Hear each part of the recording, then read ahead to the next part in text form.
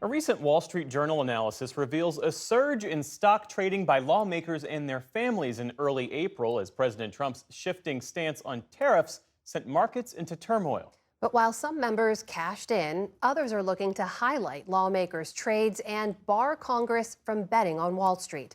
Lisa Desjardins has that story. From his office in Los Angeles, 29-year-old Chris Josephs is changing the way people see wealth and power. I didn't aspire to be an expert of what Nancy Pelosi or other politicians are stock trading on a day-to-day basis, but it's been a kind of an incredible ride. A few years ago, he saw news stories about members of Congress making big stock trades during COVID.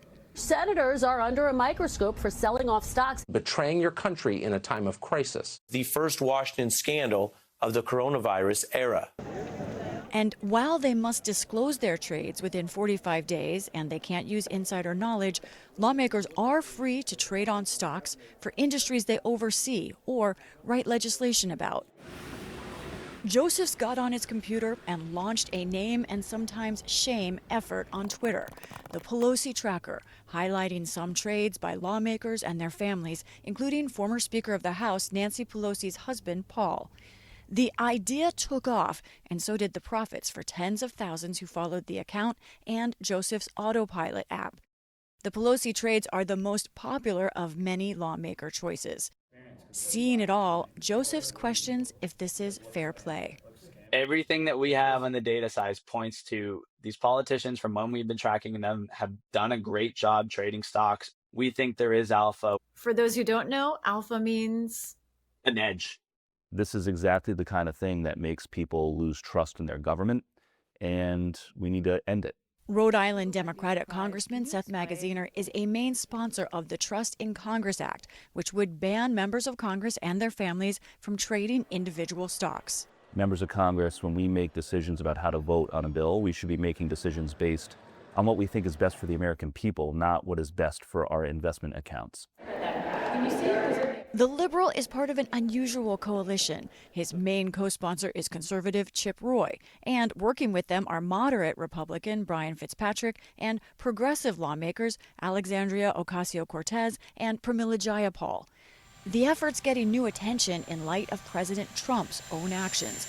Ahead of his tariff pause on April 9th, Trump posted on his social media platform, "This is a great time to buy stocks." That day and the day before, Representative Marjorie Taylor Greene, who discloses her trades immediately, bought stock in nearly 20 companies and sold tens of thousands of U.S. Treasury bonds. Others have done well in general. Autopilot trackers have Paul Pelosi up more than 15% over the past year. Texas Republican Dan Crenshaw over 18%, and New York Democrat Dan Goldman not far behind. But some Congress watchers say those are defensible gains, and a stock trade ban would be a mistake. So ethically, do you think members of Congress should be trading stocks at all? I don't think they should be trading it based on information they learn through their job, but I think it's fine to trade stocks, sure. J.W. Verrett is a former Hill staffer, conservative, and George Mason law professor specializing in banking and securities law. He says plenty of lawmakers may think they have an edge on Wall Street. Members of leadership do have actionable information from time to time. Your average backbencher doesn't have much information. For your average member of Congress, they're going to earn an above average return just by being in an upper income category and using a financial advisor. Verrett says voters already can see members' trades and act on possible conflicts. His big concern with the ban is that the White House would enforce it and could target specific opponents in Congress. I am more comfortable with Congress policing itself for ethics issues. The idea of a trading ban has some very big backers, including Pelosi herself, President Trump, and Democratic leaders Schumer and Jeffries. It also polls north of 80% across parties. The question is, will it get a chance to advance in Congress? I believe that if this gets to the floor, it will pass by a wide margin. We have bipartisan support, Republicans and Democrats who support this. The American people support it. But Speaker Johnson is the gatekeeper. Johnson has not committed to bringing a ban to a vote, but he supports the bill-ish. The counter-argument is, and I have some sympathy, look, at least let them engage in some stock trading so that they can continue to, take care of their family. But On balance, my view is we probably should do that because I think it's been abused in the past. In the present, unelected Americans like Mason Greats are trying to benefit. The Minneapolis engineer has used the tracker and the app to trade off Paul Pelosi's picks for a year and recently checked his accounts. I believe my portfolio was at about 50% return. 50%? Correct, yeah. Those are incredible returns, but to Mason, disturbing. Based on what he's seen, he wants the Congress stock ban.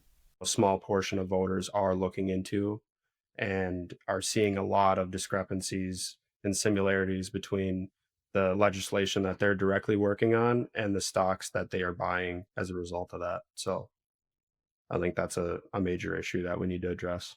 It's a financial price he's willing to pay to gain more trust in Congress. For the PBS NewsHour, I'm Lisa Desjardins. Speaker Emerita Pelosi and Congresswoman Marjorie Taylor Greene declined our interview requests for this story. In a statement, Pelosi's team tells us she has no involvement in any of her husband's transactions. A spokesperson for Greene says all of her investments are controlled by a financial advisor, noting she normally finds out about trades when the media comes calling.